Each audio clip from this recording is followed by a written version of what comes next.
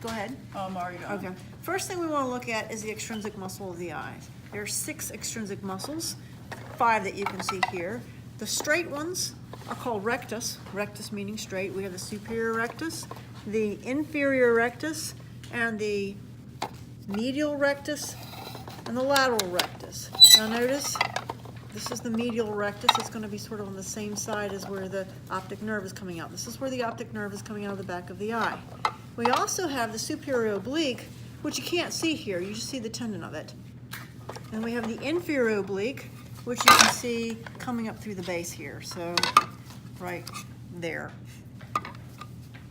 Then we can look at the layers of the eye, sometimes called tunics. These are all left eyes, by the way. So just so you know, just for reference, these are left eyes. So this optic nerve is going to come out and then cross at the optic chiasm. So the first layer we're going to see is the fibrous or outer layer, also called the fibrous tunic, and it's comprised of the sclera, which is the white part of the eye, and the cornea, which is the clear part that covers the iris. All right. The vascular tunic. The vascular tunic is the next layer on down. When we open the eye, we can see the choroid, which is all this brown stuff here. And we can open the inside of the eye to see the rest of the vascular tunic. Also includes the iris. The iris is the muscle of the eye that controls the diameter of the pupil. And we have the ciliary body, which is all of this here. So all of this burgundy, brownish, red colored thing is the ciliary body up to this point right here, this little ridge. And this is the ciliary process right here. So this is the ciliary body. All of this, see the ora serrata here at the back? That's the border of it, the back border of it. This is part of the ciliary body, and you see these little white things? Those are supposed to represent the suspensory ligaments. And the ciliary body really ends here. Then, and you can see it more better in section here. So this is all ciliary body, and you can see how it's continuous with the choroid, which is this burgundy part, which is represented by this brown part on the outside. And the iris, notice, is a set of muscles. You've got the sphincter, pupillary sphincter, and the pupillary dilator, which are radially arranged. But if you look at the back of the iris, that's this part right here. It's the same color as the ciliary body from the inside, but it's really the back part of the iris. So that's important to be able to distinguish them. Then we have the lens.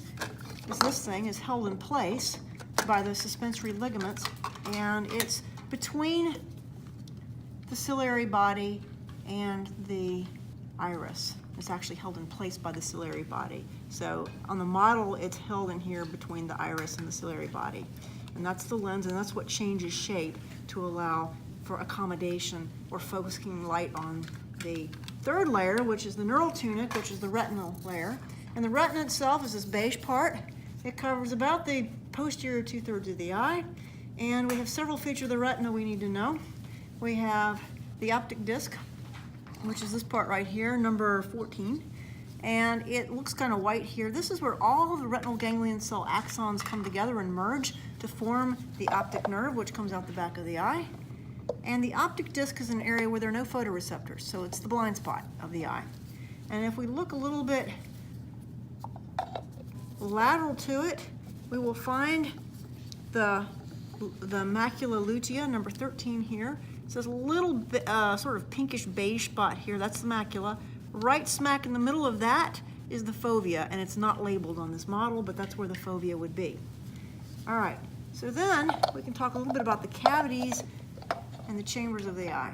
So if we just open up the eye and look inside, you have the posterior cavity, which is all of this behind the ciliary body. And it is filled with what is called the vitreous humor, or the vitreous body. And that's this, in a real eye, it's a gelatinous-like substance, and it helps hold the shape of the eye. It helps hold the retina onto the back of the eyeball. And it's represented in this model by this big plastic blob. And this is the vitreous body, also known as the vitreous humor. And it's got about the same consistency as gelatin or molasses. And it's filling what's called the posterior cavity, which is also sometimes called the vitreous cavity because it contains the vitreous body. anything in front of the ciliary body is part of the anterior cavity, so all of this to the cornea is the anterior cavity, and we can further subdivide the anterior cavity into the anterior chamber, which is between the cornea and the iris, and then the posterior chamber, which is between the retina, or sorry, the iris and the ciliary body. So here and here. So that's the posterior chamber or of the anterior cavity. All right, what else do we have on the That's sheet? everything. That's it?